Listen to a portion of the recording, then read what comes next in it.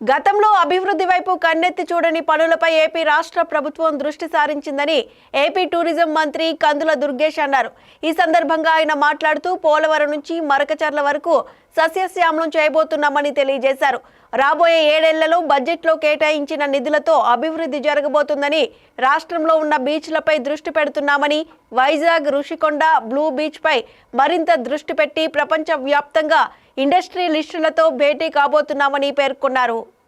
ముఖ్యంగా మహిళా శిశు సంక్షేమానికి పెద్దపీట వేయడం, జలవనరులకి అత్యధికంగా సింహభాగం ఇవ్వటం, పంచాయతీరాజ్కి ముఖ్యంగా జల్ జీవన్ మిషన్ కానీ, అమృత్ కానీ, అదేవిధంగా ఎన్ఆర్ఈజీఎస్ ద్వారా రోడ్లు పునర్నిర్మించడం కానీ, ఈ అన్ని అంశాల్లో ప్రభుత్వం చూపిస్తున్నటువంటి ప్రత్యేక శ్రద్ధ ఇవాళ రాష్ట్రంలో అన్ని మూలలో కూడా అందరి ఆమోదాన్ని అద్భుతంగా పొందుతున్నటువంటి సందర్భం.